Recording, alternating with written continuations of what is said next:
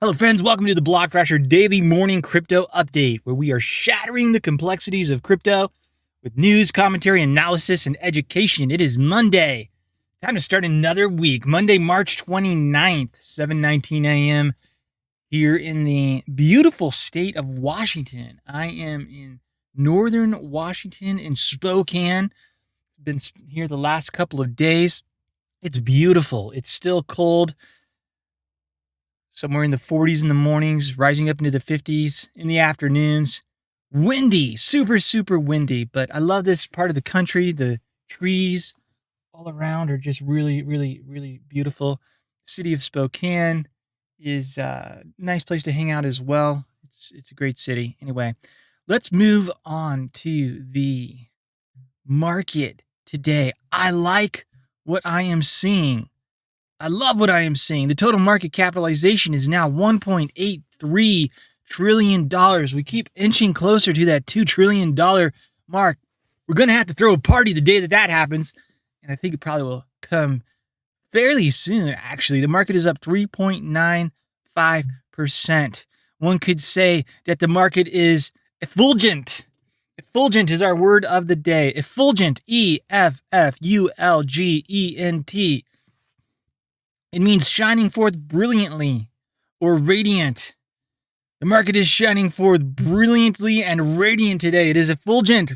We're seeing green almost across the board. Bitcoin is up 3.81%. Well over $1 trillion in market cap. It is sitting at $58,111. Yes, let's go Bitcoin. Ethereum is up 4.80%. I'm sure someone out there is going to say Bitcoin up on the news that Visa has decided to use Ethereum as its settlement layer. But that's just kind of ridiculous because Ethereum is up with the rest of the market, including Bitcoin. However, that is one of the big stories of the day. Visa, this according to Forbes.com, will start settling transactions with crypto partners in USDC, the stable token USDC on the Ethereum network. Of course, this probably will give some fuel to the Ethereum maximalist out there. Yes, Visa is piloting transaction settlement and stablecoins on the Ethereum blockchain. Keyword piloting. So they're going to try this out, right? See how it goes. Credit card provider Visa today announced it accepted the first settlement payment in U.S. dollar coin USDC, a cryptocurrency pegged to U.S. dollars in a 1-to-1 ratio. Obviously, duh. Oh no, what are they gonna give you 50 cents for your USDC? I don't know. That's funny. Anyway, sometimes maybe it's just the authors of these articles. It did this from its global crypto wallet partner, Crypto.com. Wow, so they're partnering. Visa is partnering with Crypto.com. That could be some good news for Crypto.com, couldn't it? CRO token. This marks the launch of a pilot which would allow Crypto.com to settle a portion of its obligations from the Crypto.com Visa card program in USDC. On the back end, Anchorage, the first federally chartered digital asset bank and Visa's digital currency settlement partner, acted as a custodian, with funds being sent from Crypto.com to Visa's Ethereum address at the bank. Visa plans to extend the offer to additional partners later this year. Wow! So we've talked about Anchorage before, as this article mentions, the first federally chartered digital asset bank to be a custodian of crypto assets, partnering with Crypto.com, partnering with Visa.com. All of this coming together, moving in a direction which is good. I do believe toward mass adoption. It's good stuff. All right, back to the market. Enough on the Visa news and Ethereum news of the day. What's happening with Binance Coin? BNB. BNB is up barely 0.58% to $273.29. Cardano is up 1.84 at $1.21. Cardano is just looking like a stable coin these days. Of course, there is news. Lots of things happening with Cardano. They're about to roll out Alonso here in the coming days, also reaching full decentralization, being listed on Coinbase, a lot of other good things going on. Catalyst continues to grow. Alonso being the smart contract platform or smart contract capabilities, which should be coming here shortly. So we will see what happens when all of that rolls out. Look for potential pumps. Polkadot up 5.75% at $34.33. Polkadot taking some moves to launch some additional, not launch, but there are shards, side parallel chains that are connecting, and that could be some of what is giving Polkadot a little bit of a pump. There's been some good news for them. XRP up 1.25% at 56 cents. Uniswap starting to recover a bit. It was down 16% on the week. Ouch! Yeah, that hurts. But now it is moving up 4.21% with the rest of the market, $29.38. THETA has been that like Greek god just of late. Trying to think of some, since it uses a Greek letter, theta, which is interesting. Also, theta is the first letter of the word theos in Greek, which is the word for God, right? And then theology and all those types of things that are derived from that. Theta, what if that was intentional? The god of crypto. No, I'm sure that wasn't part of it. It was probably had something more to, I haven't read about the origination of the name of why they chose theta. It probably had something more to do with some sort of college thing, or what are they called? I'm blanking on it. I'm trying to think of what they call the college houses. The fraternity. That's it. Or that's not the house, but fraternity houses. But you know what I'm talking about. Some sort of college fraternity or something like that. Anyway, maybe sometime I'll dive and see. Why did they name it Theta? It's up 6.24% to $13.37. Litecoin also up 5.3% to $194.73. Chainlink bouncing up a bit as well, $27, over 27 US. Clayton. What is Clayton? This is a new token to pop up into the top 20 just overnight. Boom, up 34.16%, up 15.99%. Look, let's just make Clayton our coin highlight of the day. It was a little bit difficult to figure out just exactly the use case of what this token is about. It's not a token; it's actually a native. It's a native coin. It's a blockchain protocol, and from what I can gather, it is basically backed by Kakao, which is one of the largest internet service providers or internet technology companies in Korea.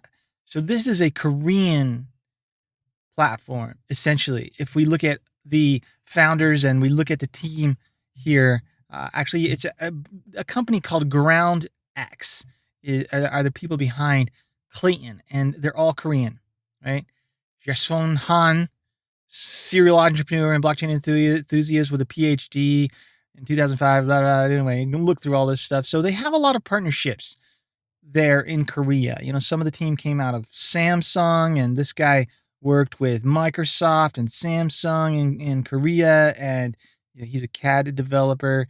He was on the Visual Studio team, and they've got some good team members here from a technology standpoint, it looks like. And obviously quite big over there in Korea, and suddenly showing up here in the top 20. They've got some partnerships going on, it seems, as well. People building, it's funny because they're calling them BAPs, blockchain apps, instead of dApps. But anyway, maybe that's because some of these aren't decentralized and they're working. I think they are probably working with some permissioned blockchains that are more of a private nature. So interesting. We'll see what else we can find out here in coming days if it continues to do well and remains in the top 20. But there it is. Showed up today. Clayton, Klay. See, is there anything else? Crypto.com doing well at number 21, up 9.72%. Kusama, the sister token to Polkadot, up 16.303, I should say, at 561. That's doing really well. Anything else here higher up? Just killing it. No. Oh, we've got Hedera Hashgraph. Hedera's been rising of late. Still only at number 38 at 22.21%. I see a lot of people trying to shill Hedera on social media groups and whatnot. Problem with Hedera being it is a copyrighted or trademarked protocol, right? So instead of being open source like most crypto, it's really difficult to verify what the underlying code is. And so it's something that has kept me away from HBAR in any case. I mean, there's a lot of things about that project in terms of the technology and the capabilities of it and some of the partnerships that are going on, but it's very much like a corporate driven type of platform that's really divergent from some of the core principles of what I think attracts most people to crypto in any case. All right, moving on to some of the stories of the day. Grayscale and other Bitcoin ETFs hold 800,000 Bitcoin in AUM, assets under management. If you're not familiar with that term, AUM, it's one of those that you will see, one of those terms that will pop up all the time. By the way, someone had mentioned in the Facebook group that it would be a good idea to write up and then do a podcast on crypto terminology, and I'm working on that and we'll be doing that soon. So make sure you stay tuned for that. I think we can have some fun with that, not just learn and have a good handle, especially for people that are new on what these terms are that are thrown around so much, but maybe even take a little bit of a look at the history of where they came from. Could be fun. So we're going to do that. I'm looking forward to that. Anyway, Grayscale and other Bitcoin ETFs, they hold a ton of Bitcoin, 800,000 Bitcoin under management. Wow, that's intense. On his Twitter page, arcane research analyst Vettel Lund has shared several charts regarding the amount of Bitcoin that is currently under management in cryptocurrency investment funds. According to him, at the moment, around 4.3% of the circulating Bitcoin supply is now in the AUM of these hedge funds. And why is this relevant? It's relevant because these funds are buying this Bitcoin to hold, not to trade or not to sell or any activity like that. Grayscale still dominates the Bitcoin investment space, according to the analyst's research. He also stated that Grayscale Investment Fund, affiliated with Barry Silbert, the Digital Currency Group founder and CEO, remains the biggest in the market of Bitcoin investment funds. The value of its domination here totals 82%. Wow. With 34.7 million Bitcoin under its management. As of March 26, Grayscale overall holds 41 billion worth of crypto under management. However, as 3 new Bitcoin exchange-traded funds have recently been approved in Canada, the dominance of Barry Silbert's Grayscale has begun to shrink. Over the past few weeks, these funds, Purpose ETF, Galaxy ETF, and Evolve ETF, have absorbed a 2.5% share of this market. Wow. When you think about looking, what can happen going forward when these institutions come in, they are able to just swallow up massive amounts of Bitcoin, thereby taking that Bitcoin off the market, essentially stabilizing the price. This could be one reason why we are not going to see this cycle turn down, where this could be different as this type of adoption occurs, as these funds come in, different from 2017 when the market crashed, is what I'm trying to say here. I'm going to take another sip of coffee real quickly and see if that might help me be a little bit more lucid. Yes. Trying to stay lucid, right? Rather than loquacious or obtuse. Make sure that everything is clear and understandable for you, friends. It's funny when you do a podcast and you do this sort of thing. Some days it's just like mind is sharp, things just roll. It's good. Other days it's like a struggle. What's that word I'm trying to think of? Where am I? Anyway, I do enjoy it. Having a ton of fun. So this is a segment on dun, dun, dun. Another one bites dust. We see this over and over and over again of late. We see these celebrities or billionaires or managers of hedge funds or whatever that go from talking about FUD, criticizing Bitcoin, to jumping on board and buying Bitcoin. From criticizing to buying Bitcoin in weeks, Norwegian billionaire joins the club. Dun, dun, dun. Another one bites dust. Sorry. Bitcoin has done it again. Another mind change for the better, this time coming from a Norwegian billionaire. Earlier in March, he called Bitcoin nonsense and criticized its energy consumption levels. A few weeks later, the Norwegian billionaire Øystein Stray Spetalen. Norwegians always seem to have names that sound like somebody who's going to take over the world. I guess that's because they sort of sound like Vikings or something. I wouldn't mind a name like that. That's kind of a cool name. Øystein. Hey, Øystein. How's that Bitcoin working out for you? He said he was wrong about the first ever cryptocurrency and even bought some for himself. What? The 58-year-old Spetalen is the founder of SD Standard Drilling PLC and Standard Drilling ASA. He's a well-renowned investor and trader who began his trading career in 9th grade.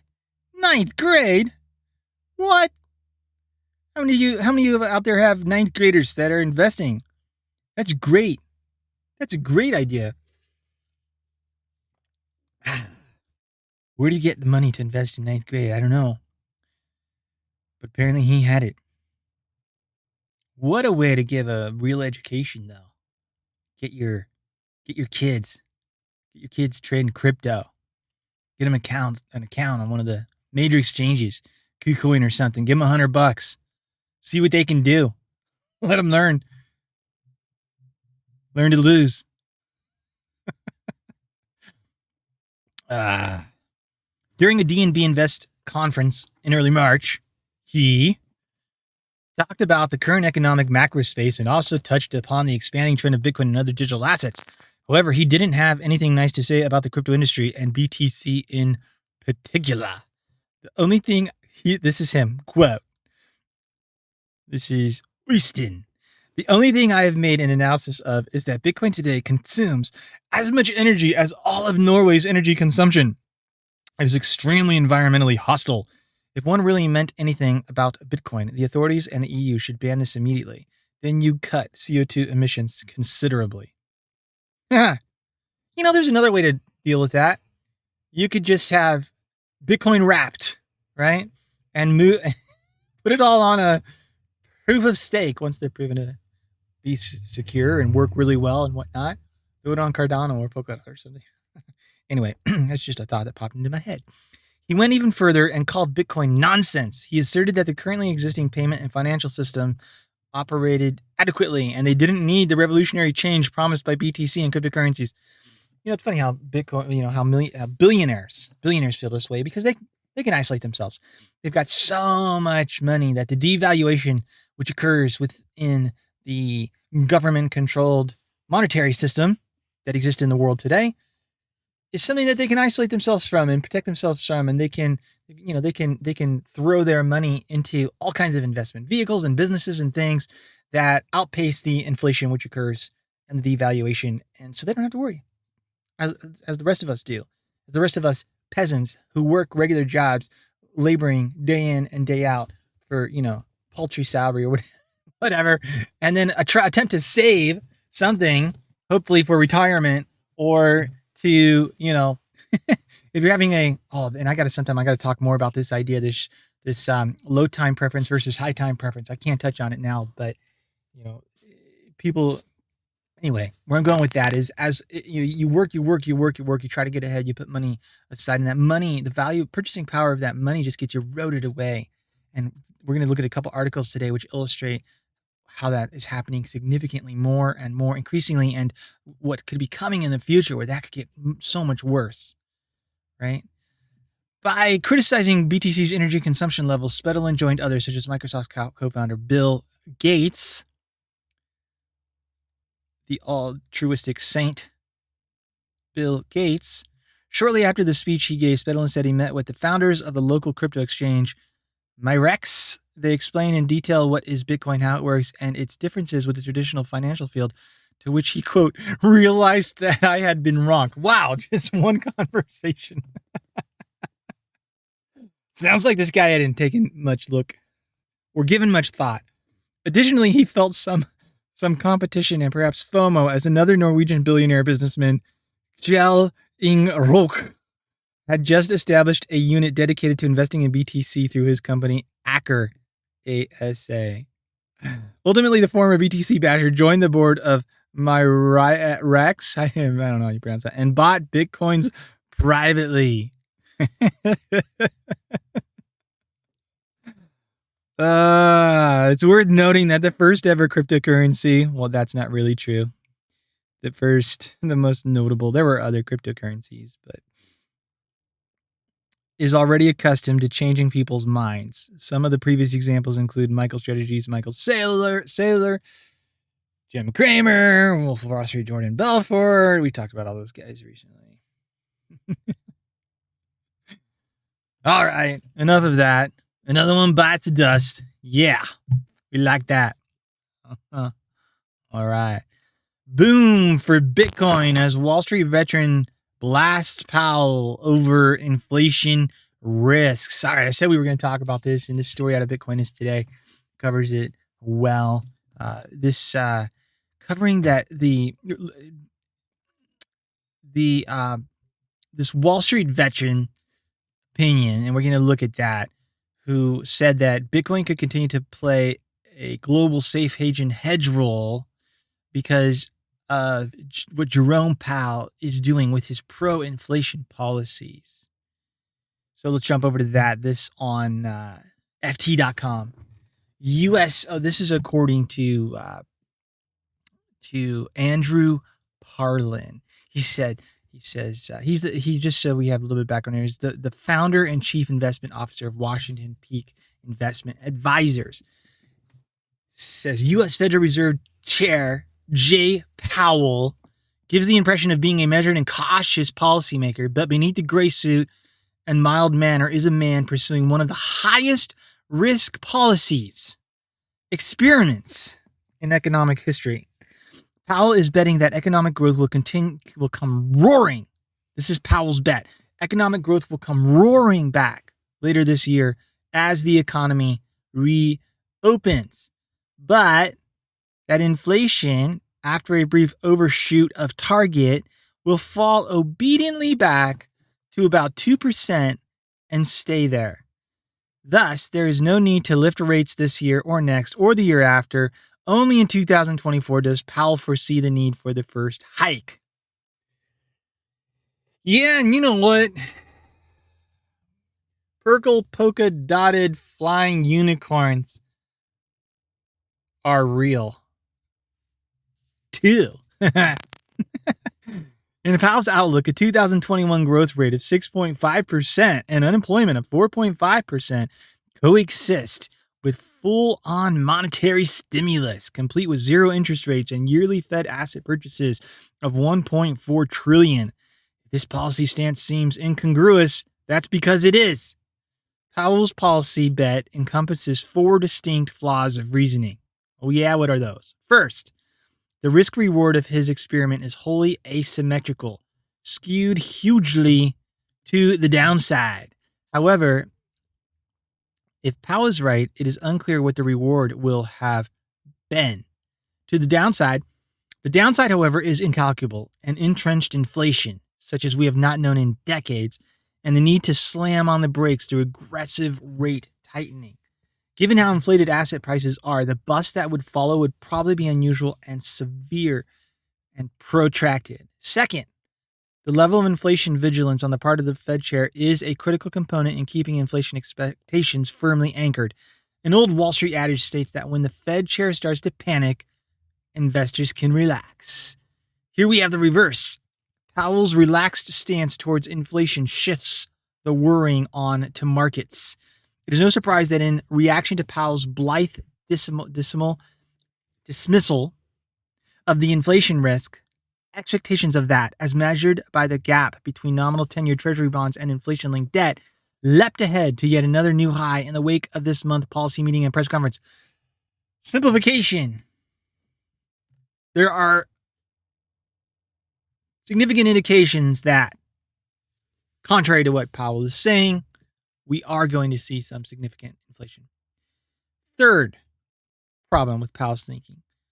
Powell has repeatedly stated, as cause for his relaxed stance, that inflation has surprised on the downside since the 2008 collapse. This, of course, is true, but perhaps not so relevant. Economists have only recently come to appreciate to what extent fiscal policy was a drag on both growth and inflation during the decade that followed the financial crisis. In contrast, total pandemic spending, inclusive of the just passed 1.9 trillion package, now exceeds 5 trillion, 5 times the amount of fiscal spending directed at the recession of 2008 and 2009. Wow. That's incredible. It's the first time I've seen some. I mean, we knew this was the case. We knew that the debt has grown 5 trillion plus just in the last year since the pandemic. But it's interesting to see that is also 5 times. Well, no, that's actually, yeah, that's 5 times the amount. 5 times the amount that was spent after the 2008, 2009, what do we call it? The GFT, Great Financial, or GFC, Crisis, GFC. How does one incorporate into forecast the impact of the biggest peacetime fiscal stimulus in American history? Get this, it's equal to 25% of gross domestic product. How does one do that? There's no precedent. It is extremely hard to do with any precision. Common sense suggests risk of a mighty boost to inflation, far above the Fed's 2.4% projection for 2021, which obviously we know is a doctored number and is far below the reality. Does this incredibly elevated level of economic uncertainty not call for maximum policy flexibility? Fourth and finally, Powell should be especially distrustful of himself and his own judgments. This author's not pulling any punches. For he has first-hand experience in applying the wrong policy prescription. It's worth reviewing his late 2018 policy blunder for insight into the current situation. Powell inherited an interest rate tightening cycle from his predecessor, Janet Yellen, also known as Yellen Fudd, who first bumped up rates in December 2015 and then waited a full year to pursue 3 more quarter-point tightenings before again pausing. It was a gentle tightening cycle. In October 2017, Yellen deemed the economy strong enough to replace Fed asset purchase tapering with outright monthly selling of the Fed's bond holdings. But the tightening of Yellen turned aggressive under Powell, who became chair in February 2018. He raised rates at each of his first 4 policy meetings and famously told journalists in December 2018 that the bond selling program was on automatic pilot. Markets subsequently went into a tailspin. What looked to Powell like an inflation threat in 2018 turned out to be a mirage. The lesson learned should have been how difficult it is to spot changes in the economy, how fallible we are, how murky the field of economics is. But these people, they never learned this. The hubris is great amongst the mighty, the controllers of the economy, the Powell and Yellens of the world, the brilliant masters with minds and knowledge so vast and expanse that they can